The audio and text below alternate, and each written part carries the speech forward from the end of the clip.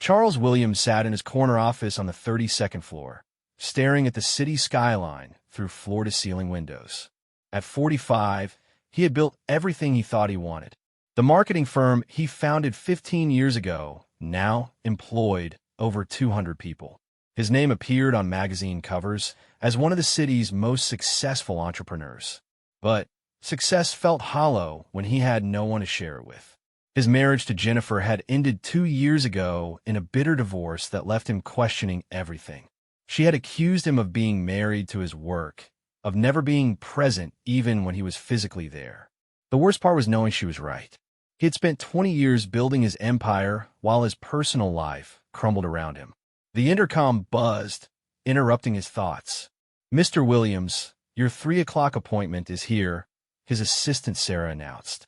Charles glanced at his calendar. He had blocked out the afternoon for paperwork, but Sarah had insisted this meeting was important. Something about a potential collaboration with a documentary filmmaker. He wasn't particularly interested in being featured in another business documentary, but Sarah had been persistent. "Send them in," he replied, straightening his tie and pushing aside the stack of quarterly reports. The door opened, and Charles felt his breath catch in his throat. The woman who entered was not what he had expected. She was probably in her early 30s, with shoulder-length auburn hair that caught the afternoon light streaming through his windows. She wore a simple black blazer over dark jeans, carrying a worn leather messenger bag that suggested she was more interested in function than fashion. "Mr. Williams, thank you for seeing me," she said, extending her hand. "I'm Emma Rodriguez." Her handshake was firm, confident. Charles found himself holding her gaze longer than was professionally appropriate. There was something in her dark brown eyes that seemed to see right through his carefully constructed business persona. "Please call me Charles," he said, gesturing toward the sitting area near the windows. "I have to admit, I'm not entirely sure what this meeting is about." My assistant was rather mysterious about the details. Emma settled into one of the leather chairs, pulling a tablet from her bag. "I'm working on a documentary about successful business leaders who have faced personal struggles. Not the typical success story angle that's been done 1,000 times, but something more honest, more human." Charles felt his defenses rise immediately. The last thing he wanted was someone digging into his personal life, especially after the very public nature of his divorce. "I'm not sure I'm interested in that kind of exposure, Ms. Rodriguez." "Emma, please," she said with a slight smile. "And I understand your hesitation, but I think there's real value in showing that success doesn't immunize anyone from life's challenges. Too many people look at someone like you and think you have it all figured out."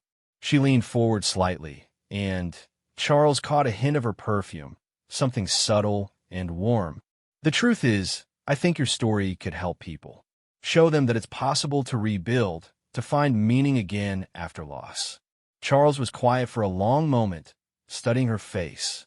There was something genuine about her approach, different from the typical journalists who had interviewed him over the years.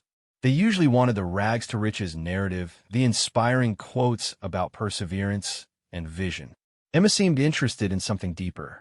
"What makes you think I've lost anything?" he asked, though even as the words left his mouth, he knew how defensive they sounded. Emma's expression softened.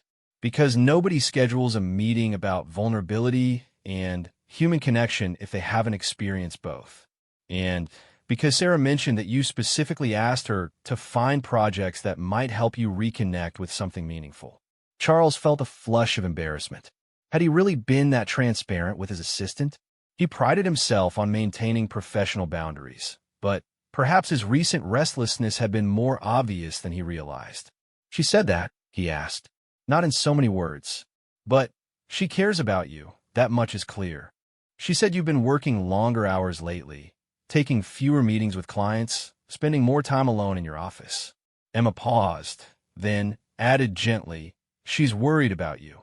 The honesty of the statement hit Charles unexpectedly hard. He had built his entire professional identity around being strong, decisive, unshakable.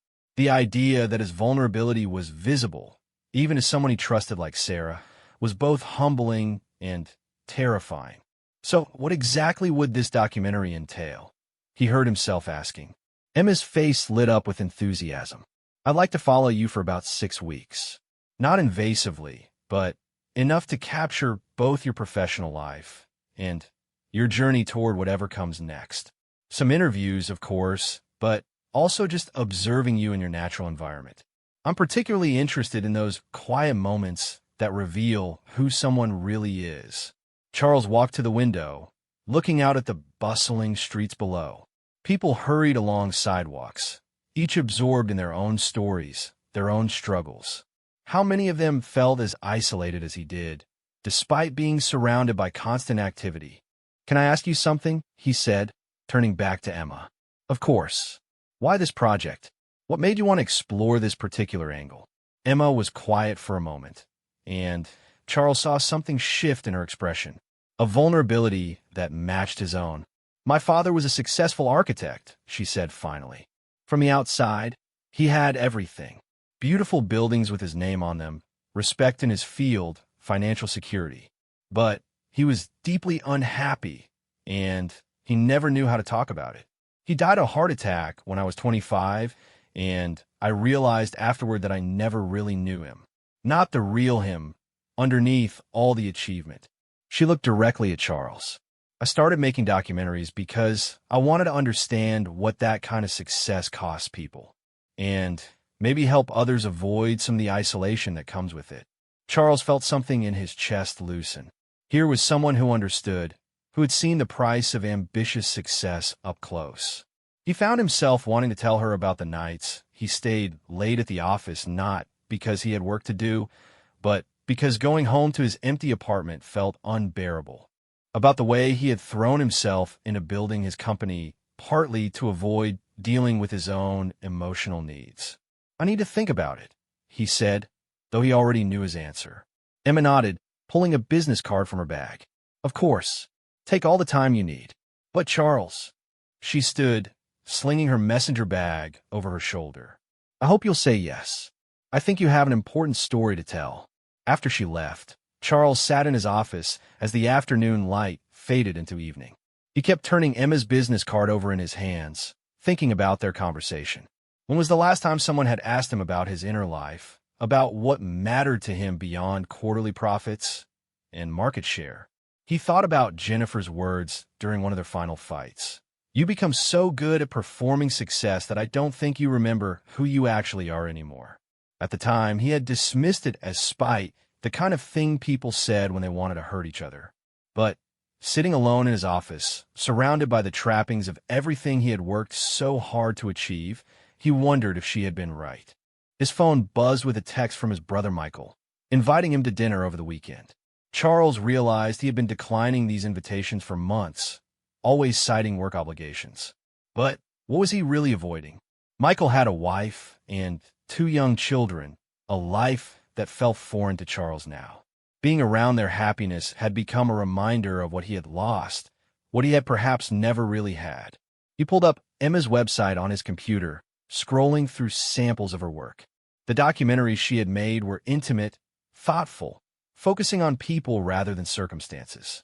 There was one about a former professional athlete dealing with retirement, another about a surgeon who had lost her ability to operate due to tremors, but found new purpose in teaching. The common thread was people navigating major life transitions, finding ways to redefine themselves. Charles saw himself in these stories, perhaps for the first time. He had spent so many years focused on external measures of success that he had lost touch with any internal compass. Emma's question about what came next had unsettled him because he genuinely didn't know. For the first time in his adult life, he didn't have a clear goal, a next mountain to climb. The building had grown quiet around him. Most of his employees had left hours ago, heading home to families and friends and lives that existed outside these walls. Charles often stayed late, telling himself it was dedication. But tonight, he admitted to himself that it was avoidance. Staying busy was easier than facing the silence, the questions about what he actually wanted from life. He thought about Emma's father, successful and respected but deeply unhappy. Charles wondered what the man would have said If someone had offered him a chance to examine his life, to share his struggles openly, would he have been brave enough to be vulnerable? Or would he have hidden behind his achievements the way Charles had been doing? The decision felt both enormous and inevitable. Charles picked up his phone and typed a text to Emma. "I'd like to discuss your documentary further. Are you free for coffee tomorrow morning?" Her response came quickly. "Absolutely. Looking forward to hearing your thoughts." Charles gathered his things and, finally, headed for the elevator. As the doors closed and the building dropped away below him, he felt something he hadn't experienced in months. Not excitement exactly, but a sense of possibility. For the first time in a long time, he was curious about what might happen next. Walking through the lobby, Charles nodded to the night security guard, a man named Robert whom he had been seeing for years, but had never really talked to beyond polite greetings. Tonight, he found himself pausing. "How's your evening going, Robert?" The older man looked surprised, but pleased. "Not too bad, Mr. Williams. Quiet night. You heading home? Finally?" "Finally," Charles agreed. "Have a good night." It was a small interaction, but it felt significant. Perhaps being seen, really seen, by someone like Emma was making him more aware of others around him. Or maybe he was just tired of the isolation that came with always being the boss, always being on. Driving through the city streets, Charles found himself thinking about the questions Emma would ask, the conversations they would have. It was both thrilling and terrifying to consider opening up to someone, to let himself be known in a way that went beyond his professional accomplishments. He had built walls around himself so gradually that he hadn't noticed how thick they had become. But Emma had seen through them in a single conversation, recognizing something in him that he had barely acknowledged to himself. The prospect of letting those walls down was frightening, but it also felt like the only way forward. As he pulled into his apartment building's garage, Charles made a mental note to call Michael back about dinner. It was time to stop hiding from the people who cared about him. If he was going to let Emma document his journey towards something new, he needed to start being honest about where he was starting from. The elevator carried him up to his floor, and for once, the silence of his apartment didn't feel oppressive. Instead, it felt like potential, like space waiting to be filled with something meaningful. Charles poured himself a glass of wine and stood on his balcony, looking out at the city lights. Tomorrow, he would begin a conversation that might change everything. Tonight, for the first time in months, that possibility felt like hope rather than fear. The coffee shop Emma had chosen was tucked away on a quiet side street, the kind of place that attracted writers and students rather than business executives. Charles felt slightly out of place in his tailored suit among the casual atmosphere of laptops and indie music, but Emma's warm smile when she spotted him helped ease his discomfort. She had arrived early and claimed a corner table near the window. When Charles approached, he noticed she had already ordered for both of them, somehow knowing he would want black coffee. The gesture felt both presumptuous and oddly thoughtful. "Thank you for meeting me," Emma said as he settled into the worn leather chair across from her. "I wasn't sure you would follow through." Charles took a sip of his coffee, surprised by how good it was. "Neither was I, honestly. I spent most of last night questioning whether this is something I'm ready for." "And what conclusion did you reach?" "That I'm probably not ready, but that might be exactly why I need to do it." He looked at her directly. "I've spent the last 2 years trying to convince myself that I'm fine, that the divorce was just a bump in the road, and everything would go back to normal. But normal wasn't working even before Jennifer left." Emma nodded, pulling out a small digital recorder. "Do you mind? I like to capture these early conversations. They're often the most honest." Charles hesitated for a moment, then nodded. Something about Emma made him want to be honest, even if it was uncomfortable. "Tell me about normal," she said, settling back at her chair. "What was your life like before the divorce?" Charles stared out the window, watching people hurry past on the sidewalk. "Structured. Predictable. I had my routine, my goals, my 5-year plans. Jennifer, and I had what I thought was a good marriage. We went to dinner parties, took vacations to places that looked good on social media, talked about having children someday." He paused, realizing how hollow it all sounded. "But looking back, I'm not sure we ever really talked about anything that mattered. We performed being happy rather than actually being happy. What changed that? Jennifer's father died suddenly. Heart attack, just like your father. Charles met Emma's eyes. She was devastated, and I didn't know how to help her. I kept trying to fix things, to make everything go back to the way it was. But she needed me to just be present with her grief, and I didn't know how to do that. Emma leaned forward slightly. What did you do instead? I work more. I told myself I was being responsible, making sure we were financially secure in case something happened to us too. But really, I was running away from her pain because it scared me. I had no idea how to deal with that level of emotion. The admission felt strange coming out of his mouth. Charles had never said these words out loud before, not even to himself, really. But something about Emma's steady attention made it easier to be truthful. She started going to therapy, and the therapist suggested couples counseling. I agreed to go, but I approached it like a business problem to be solved. I thought if we just communicated more efficiently, everything would work out. Emma smiled sadly. But it wasn't a business problem. No, it wasn't. And when Jennifer finally told me she wanted a divorce, she said something that's haunted me ever since. She said she felt like she was married to a very successful stranger. Charles had a pause, surprised by how much the memory still hurt. Emma waited patiently, not rushing to fill the silence. The worst part was that she was right. I had become so focused on achieving and maintaining success that I had lost touch with who I actually was underneath all of that. I couldn't comfort her in her grief because I had never learned to deal with my own emotions. Have you been to therapy since then? Charles shook his head. I keep meaning to. I know I should, but there's always something more urgent at work, some crisis that needs my attention. And honestly, the idea of sitting in a room talking about my feelings makes me uncomfortable. But you're sitting here talking to me about your feelings. That's different somehow. Maybe because this feels like it has a purpose beyond just my own healing. Maybe because you understand what it's like to lose someone to the isolation that success can create. Emma was quiet for a moment, and Charles saw that familiar shadow cross her face again. My father never went to therapy either, she said finally. He thought it was self-indulgent. He believed that successful people just pushed through difficult emotions, that dwelling on feelings was for people who didn't have real responsibilities. That sounds familiar.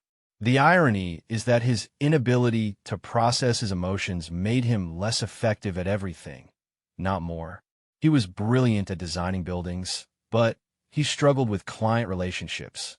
He was financially successful, but he made terrible investment decisions because he couldn't acknowledge when he was wrong about something.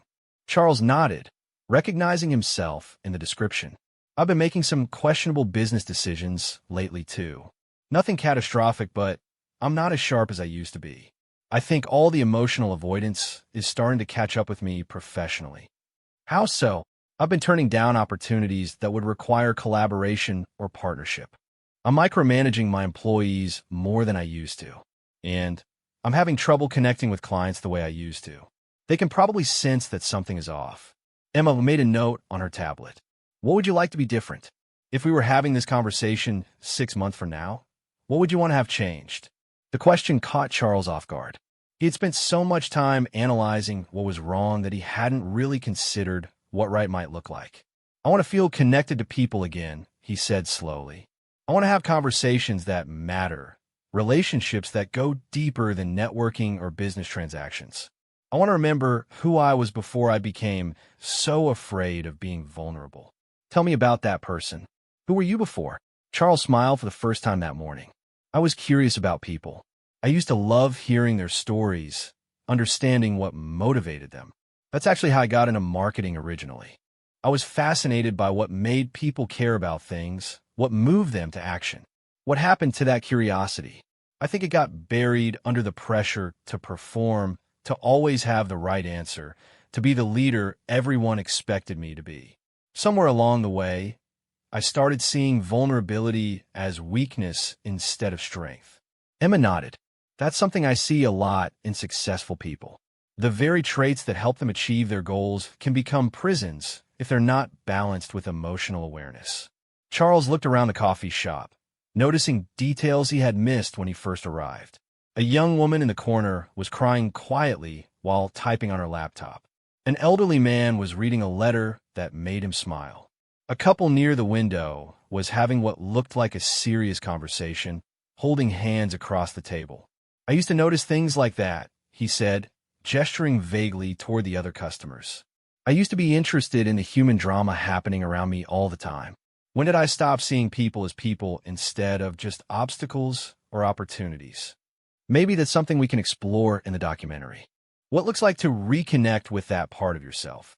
Charles felt a flutter of anxiety mixed with excitement. How would that work exactly? The filming, I mean. Emma pulled out her phone and showed him a few photos of her equipment. "I work with very small setups.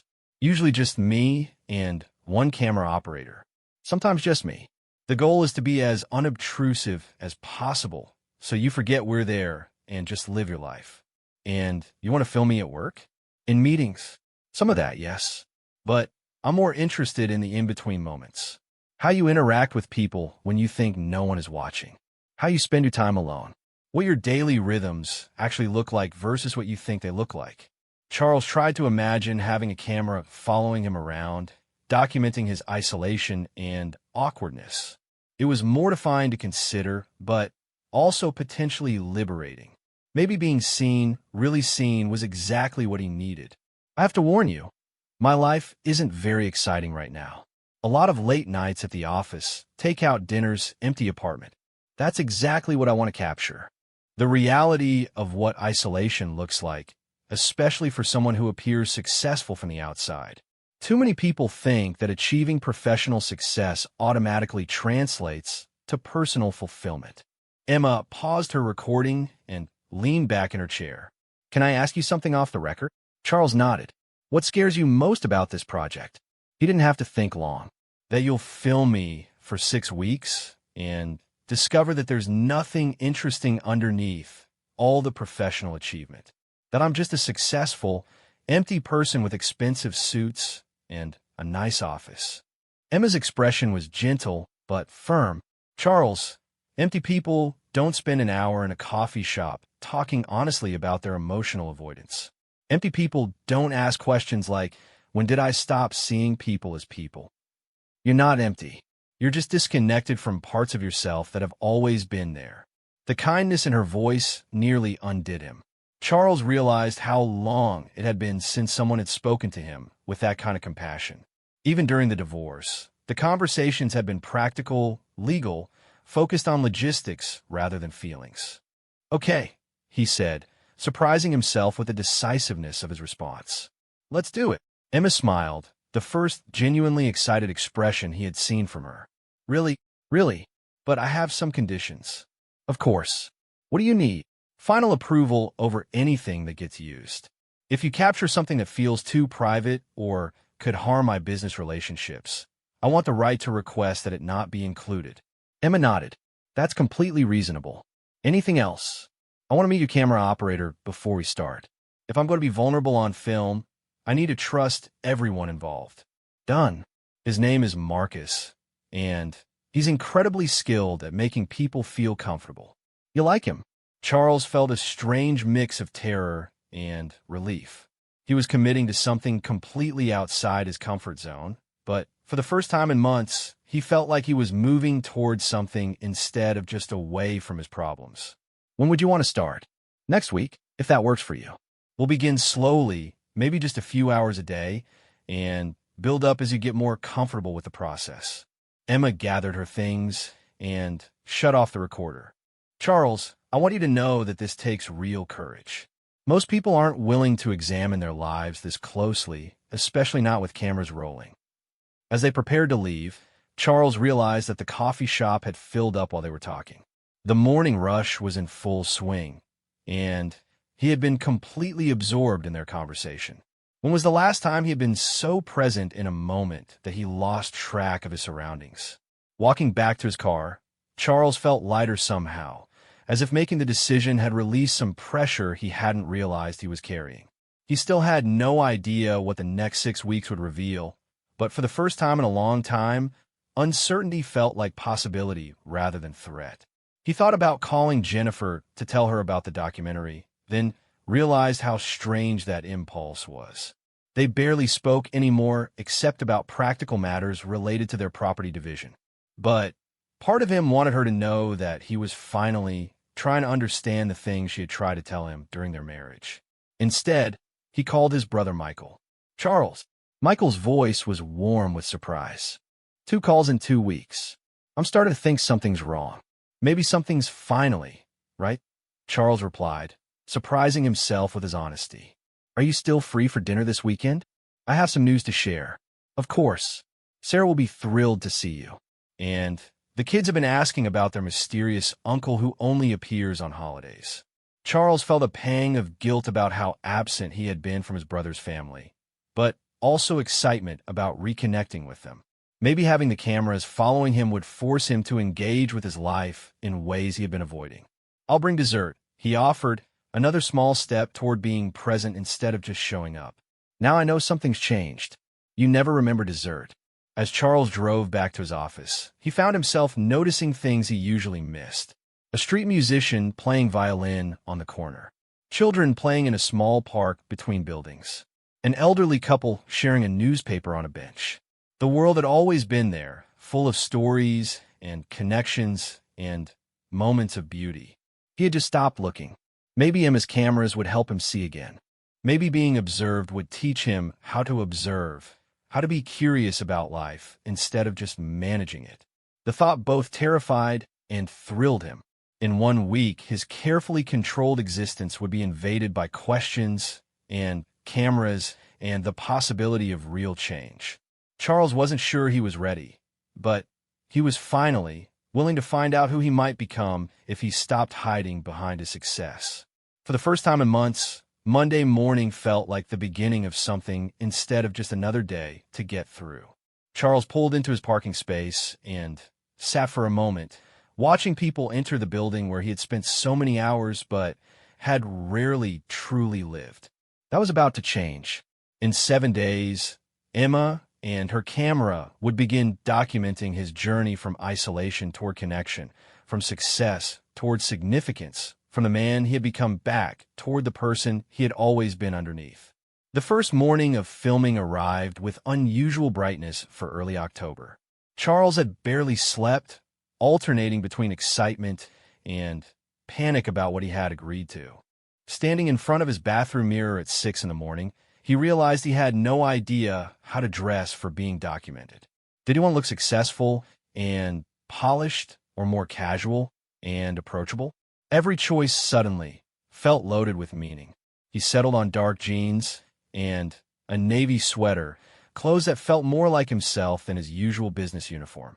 When Emma and Marcus arrived at his apartment at 7:30, Charles was struck by how normal they looked. Emma carried the same worn leather bag from their first meeting, and Marcus was a bearded man in his 40s with kind eyes and an easy smile. The camera equipment was smaller and less intrusive than Charles had expected. We're going to start very simply, Emma explained as Marcus set up a single camera in Charles's living room. Just you having coffee, reading the news, whatever your normal morning routine looks like.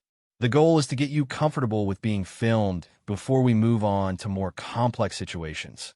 Charles nodded, though his hands were shaking slightly as he prepared his morning coffee. Everything felt artificial and staged, even though he was doing exactly what he did every day. He found himself moving differently, speaking more carefully, hyper-aware of every gesture. Try to forget we're here, Marcus suggested gently. I know that sounds impossible, but just focus on your coffee, your morning ritual. We'll fade into the background. It took nearly an hour before Charles began to relax. The breakthrough came when he spilled coffee on his sweater and instinctively cursed under his breath, then looked up in embarrassment at the camera.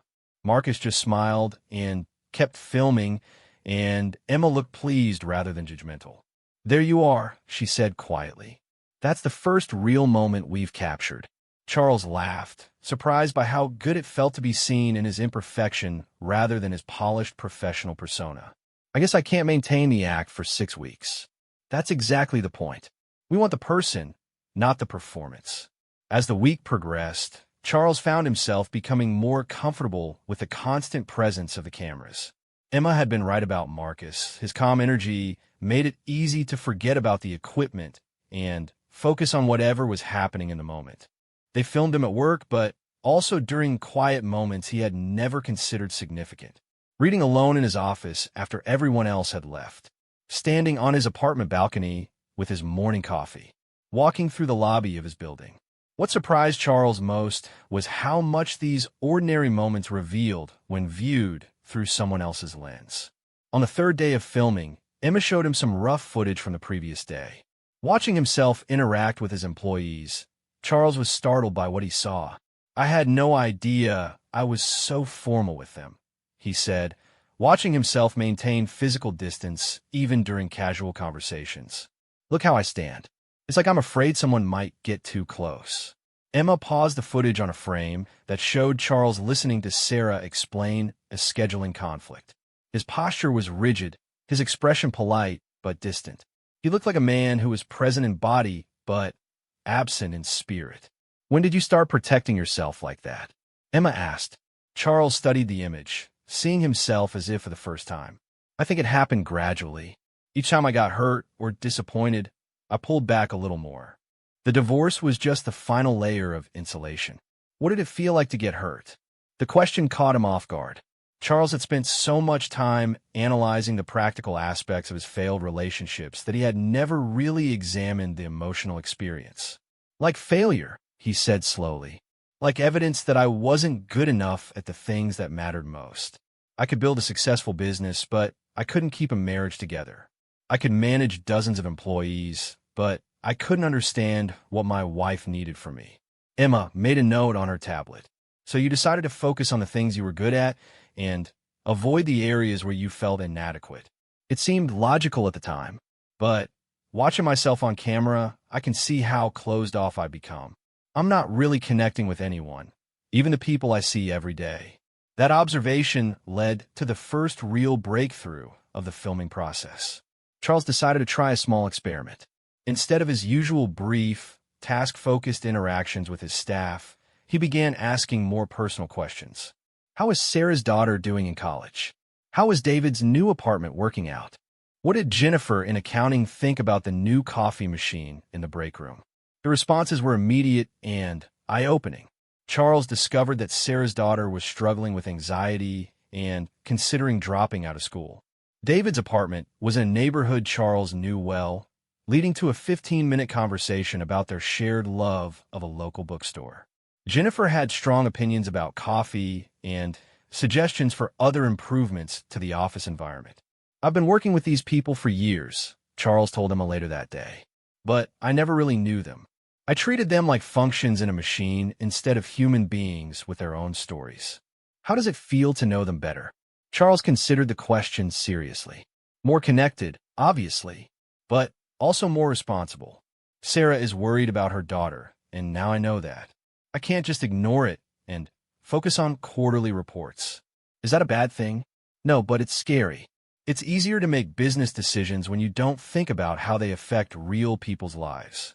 When you know that David is saving for his wedding or that Jennifer is supporting her elderly mother, layoffs become personal instead of just numbers on a spreadsheet." Emma smiled. "Welcome back to the human race." The comment made Charles laugh, but it also highlighted something important. For the first time in years, he was feeling the full weight of his relationships and responsibilities instead of maintaining emotional distance from them. It was overwhelming, but it was also energizing in a way he had forgotten was possible. The shift was most apparent during his weekend dinner with Michael's family. Charles arrived with an expensive bottle of wine and an elaborate dessert from the city's most exclusive bakery. But instead of the stiff, formal visit he usually made, he found himself sitting on the floor playing board games with his niece and nephew, helping with dishes, asking Michael genuine questions about his work as a teacher. "You seem different," Michael's wife Sarah observed as they cleaned up after dinner. "More relaxed, somehow." Charles glanced at Emma and Marcus, who had been documenting the evening from a respectful distance. "I'm trying to be more present. It's harder than I expected, but also more rewarding." Michael joined them in the kitchen, carrying dishes from the dining room. "Whatever you're doing, keep doing it. This is the most I've enjoyed spending time with you in years." The honesty of the statement stung, but Charles was grateful for it. "I haven't been very good company lately, have I?" "You've been polite company. But tonight you were actually here, not just physically present while thinking about work or whatever crisis was happening at the office." That night, reviewing footage from the dinner, Charles saw the difference clearly. In earlier scenes from his office, he looked like he was performing the role of a successful executive. But with his brother's family, he looked genuinely happy for the first time in the documentary. His shoulders were relaxed, his smile was real, and he was fully engaged with whatever was happening in each moment. "That's who you are when you let your guard down," Emma observed. "That's the person who's been hiding underneath all the professional armor." Charles nodded, feeling both proud and sad. "I see it, but I also see how much effort it took to get there. I was exhausted by the end of the evening, not from anything they did, but from the energy required to stay present and connected. That's normal. You're out of practice. Emotional connection is like a muscle that gets weak when you don't use it." The metaphor resonated with Charles. He had spent years strengthening his professional skills while allowing his personal and emotional capacities to atrophy. No wonder his marriage had failed. No wonder he felt isolated despite being surrounded by people every day.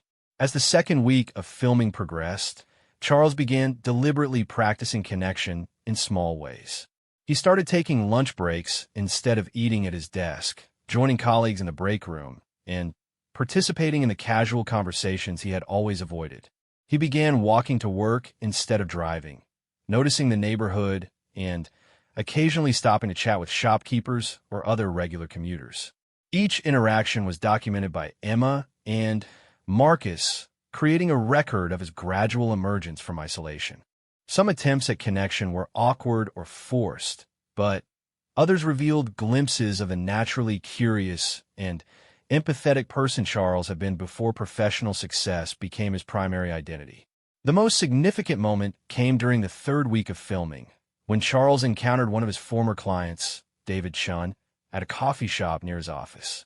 David's marketing consulting contract had ended 6 months earlier when his startup ran out of funding, and Charles had always wondered what happened to him. Instead of the brief, polite exchange he might have had in the past, Charles found himself asking real questions. How is David doing personally? What did he learn from the experience of his startup failing? What is he working on now? David seemed surprised but pleased by Charles's interest. Their conversation lasted over an hour, covering everything from the practical challenges of business failure to the emotional impact of disappointing investors and employees.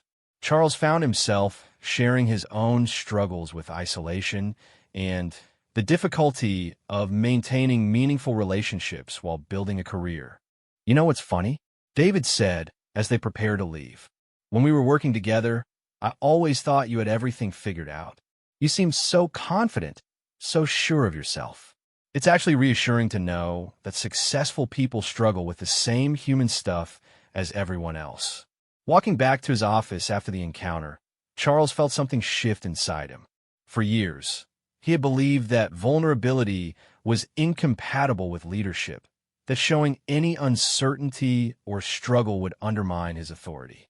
But David's response suggested the opposite might be true. Maybe people connected more readily with leaders who acknowledged their own humanity. "How are you feeling about the project so far?" Emma asked that evening as they reviewed the day's footage. Charles considered the question carefully.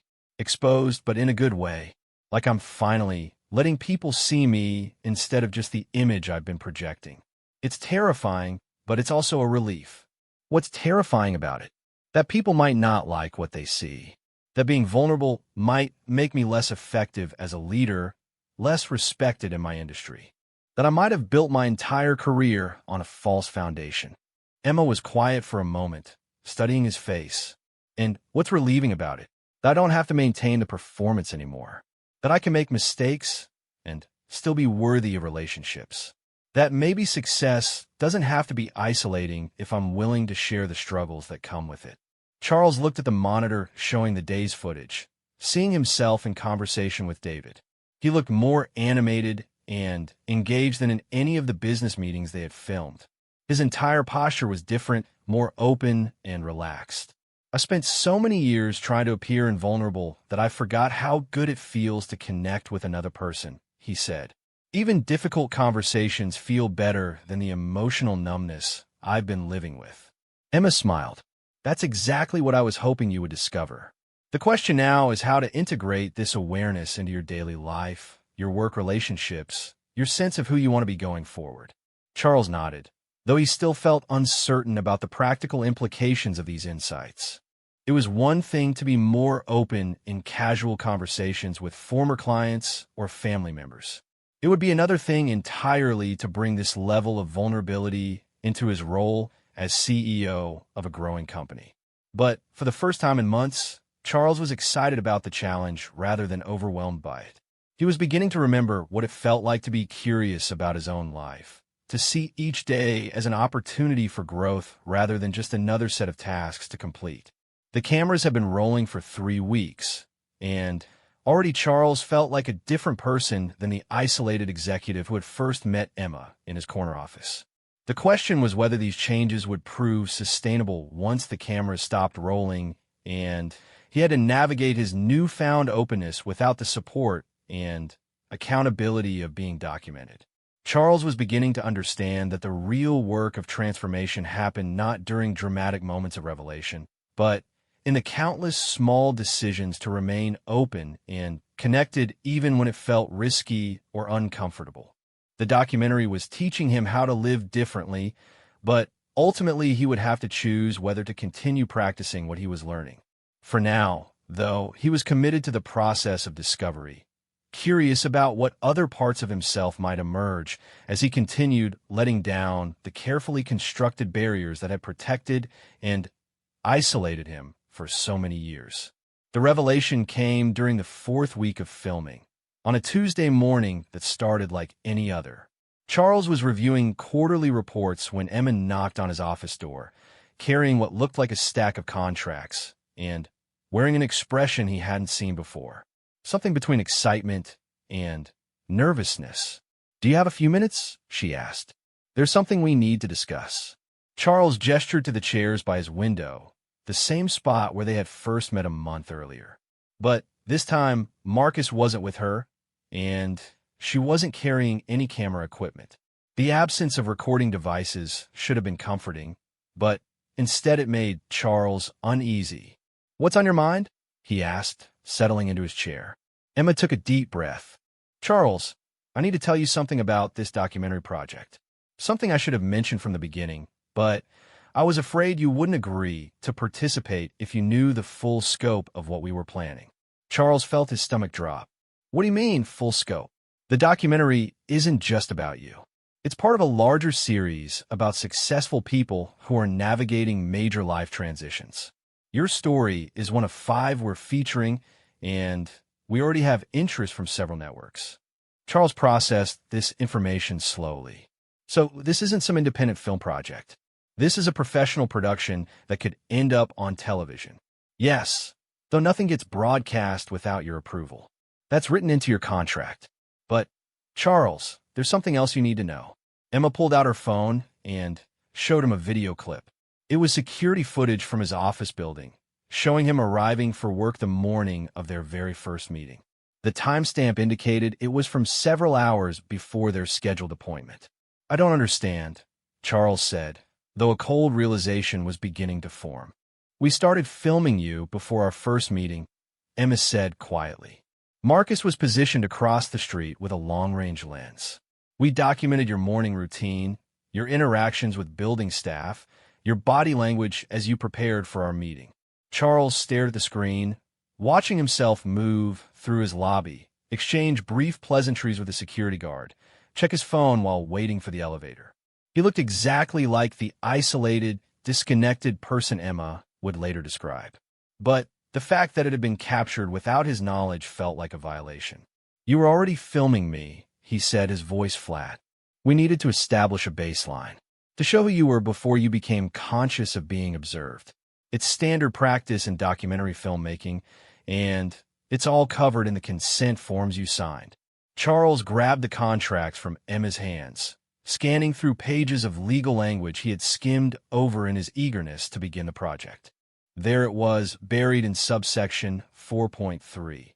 Participant acknowledges that preliminary observation and recording may commence prior to formal interview process to establish authentic behavioral patterns. You've been watching me, Charles said, the full implications beginning to sink in. How long? Emma's expression was pained but determined. 2 weeks before our first meeting. We followed you from your apartment to work, documented your evening routines, observed your interactions with colleagues and strangers. Charles thought back to that period, trying to remember what he had done, how he had behaved when he thought no one was watching.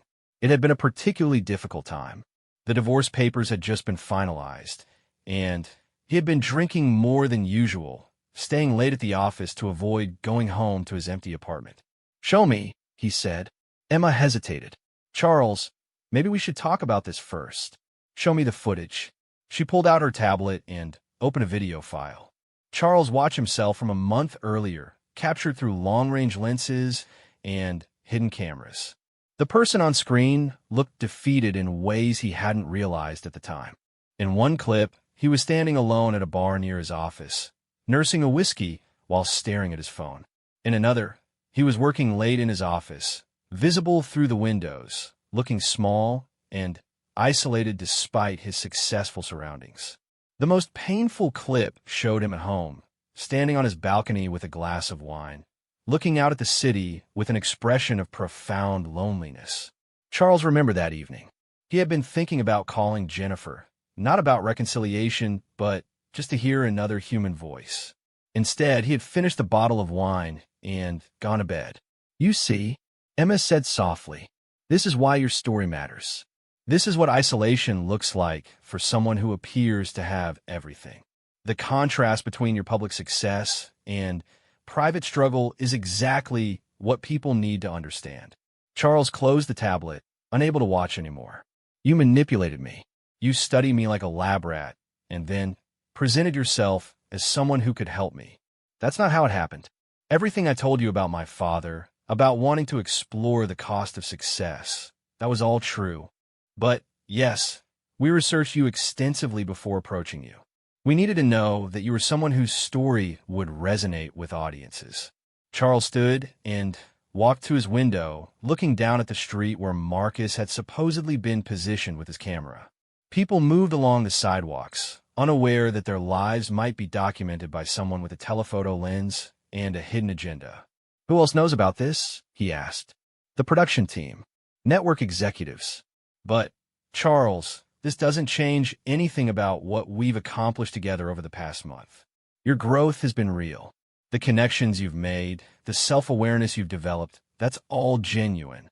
Charles turned back to face her. "But it was based on a lie. You didn't stumble across my story. You manufactured it." Emma's professional composure was beginning to crack. "We choose subjects who are already in transition, already struggling with the issues we want to explore. We didn't create your problems, Charles. We just recognized them and offered you a platform to work through them, while making entertainment out of my pain, while giving your experience meaning beyond just your own healing. Do you know how many people are going through exactly what you were going through? How many successful men are drinking alone in their apartments, wondering why their achievements feel so empty?" Charles had to admit there was truth in what she was saying. The conversations he had been having with colleagues and acquaintances over the past month had revealed that his struggles with connection and meaning were far from unique. But knowing that didn't diminish his feeling of betrayal. "I trusted you," he said. "I opened up to you in ways I hadn't with anyone in years. And the whole time, you were treating me like a subject in an experiment." Emma's eyes filled with tears. "That's not true. Yes, this started as a professional project. But, Charles, somewhere along the way, it became personal for me too. Your willingness to be vulnerable, to examine your life so honestly, it's been inspiring to watch. Charles studied her face, trying to determine how much of her emotion was genuine and how much was performance. A month ago, he would have taken her words at face value. Now, knowing how calculated their entire relationship had been, he wasn't sure what to believe. "I need time to think about this," he said finally. Emma nodded. "Of course. But, Charles, please don't let this revelation undermine the progress you've made. You've remembered how to connect with people, how to be present in your own life. That's real, regardless of how it started." After she left, Charles sat alone in his office, staring at the contracts spread across his desk. The legal language was clear. He had given consent for extensive documentation, including preliminary observation. But consent given without full understanding of the implications felt meaningless. His phone buzzed with a text from his brother Michael. "Thanks for a great dinner last weekend. The kids are still talking about their cool uncle. When can we do it again?" Charles stared at the message, remembering how connected and present he had felt that evening. Was Michael's enjoyment of his company real, or had it been influenced by the cameras documenting their interaction? How much of his recent growth was authentic, and how much was performance for an audience he hadn't known existed? Over the next few days, Charles found himself second-guessing every interaction, every moment of connection he had experienced since filming began. When Sarah complimented him on being more approachable lately, he wondered if she was responding to genuine change or just the heightened awareness that came from being observed. When David Chun called to invite him to coffee, Charles questioned whether the former client was genuinely interested in maintaining their friendship or was somehow aware of the cameras. The paranoia was exhausting, but it also clarified something important. Charles realized that the changes he had experienced were real, regardless of how they had been initiated. He was sleeping better, feeling more energetic, looking forward to conversations with colleagues and family members in ways he hadn't for years. Even if Emma's initial approach had been calculated, the results were undeniably positive. On Friday afternoon, Charles called Emma and asked her to meet him at the same coffee shop where they had their second conversation. This time, he arrived first and chose a table in the center of the room, making no effort to find privacy. If their relationship was going to be documented, he wanted it to be honest about its nature. "Thank you for calling," Emma said as she sat down across from him. "I wasn't sure you would want to continue." "I'm not sure I do," Charles replied. "But I need to understand something. When you researched me before our first meeting, what exactly did you discover? What made you think I was a good candidate for your project?" Emma looked uncomfortable, but determined to be honest. "You had all the external markers of success, but clear signs of personal struggle. The divorce was public record.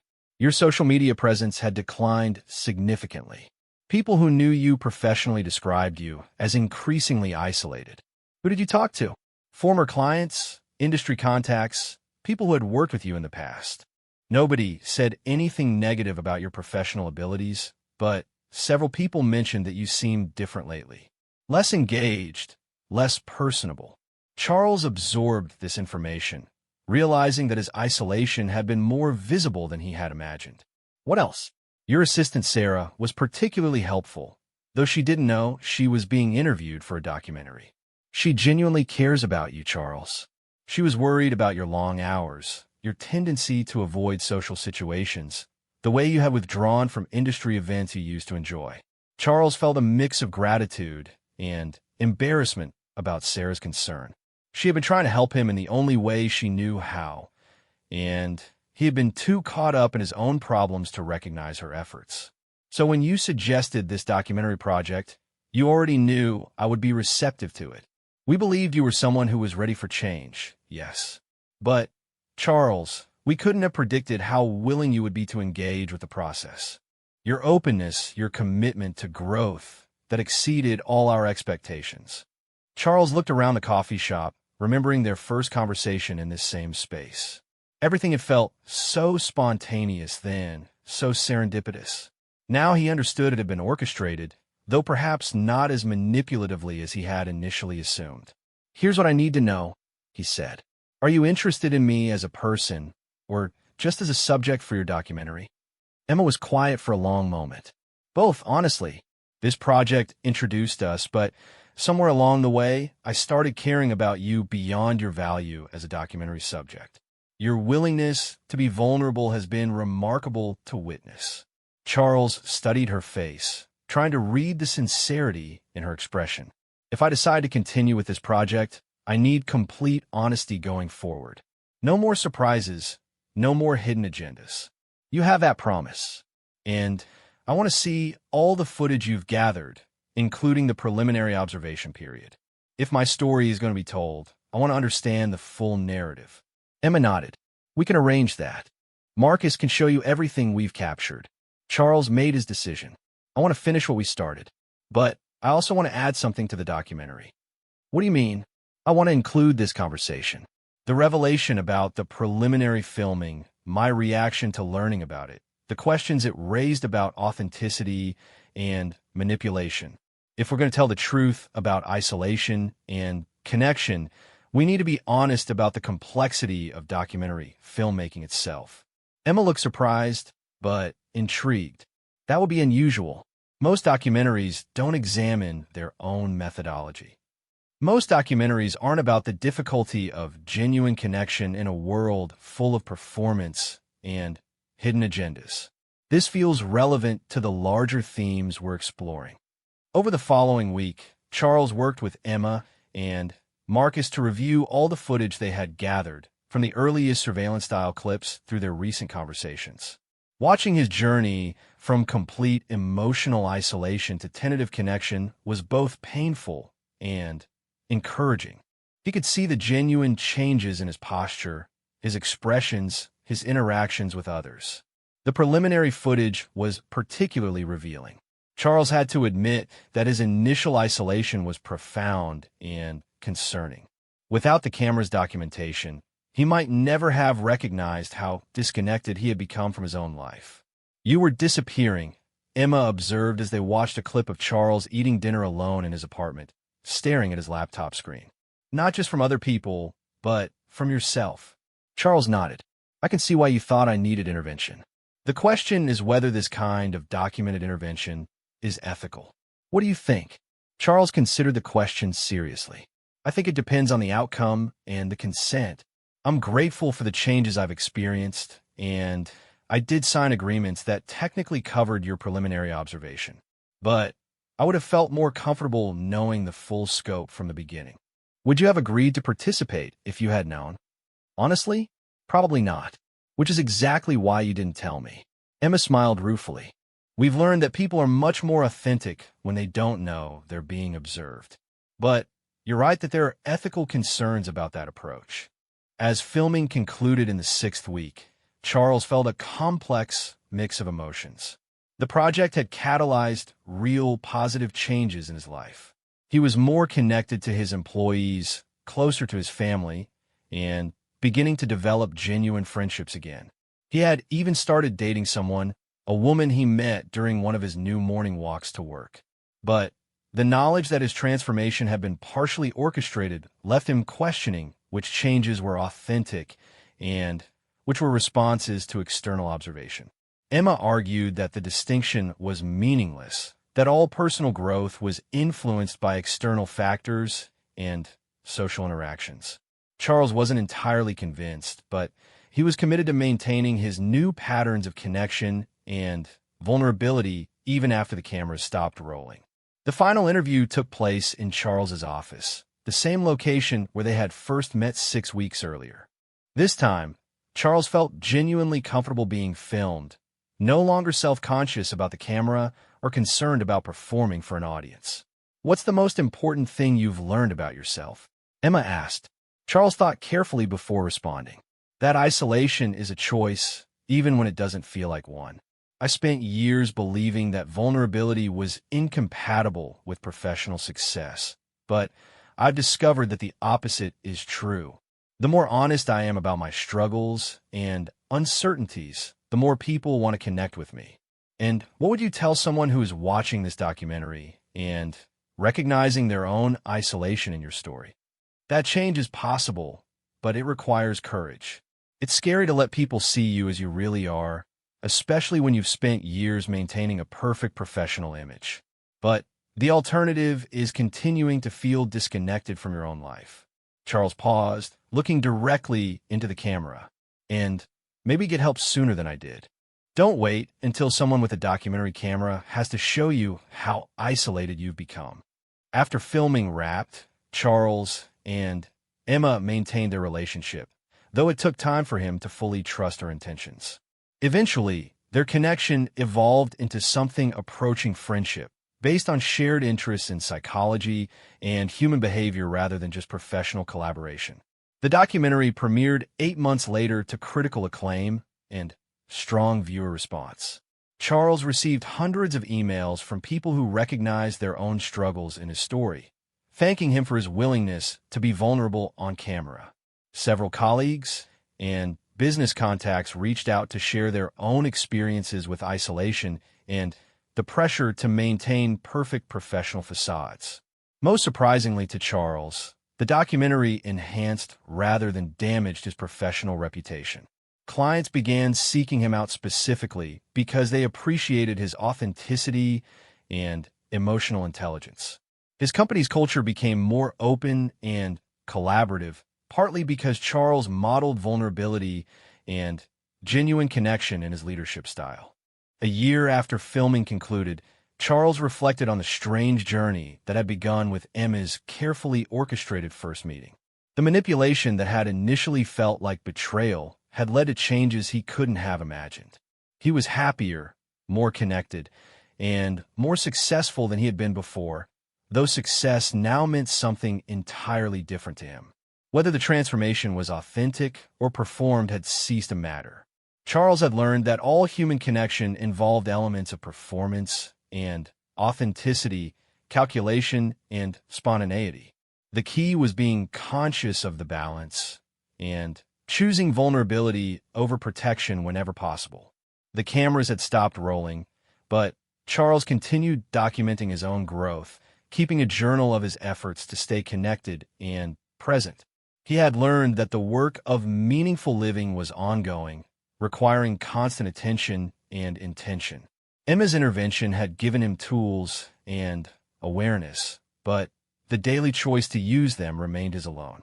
In quiet moments, Charles still wondered what might have happened if Emma had approached him honestly from the beginning, without the preliminary observation and careful research. But he had made peace with the unknowable nature of that question.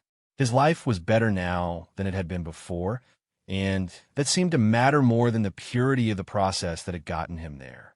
The cameras were gone, but Charles remained visible to himself and others in ways that continued to surprise and challenge him, and that he had come to understand was exactly where he wanted to be.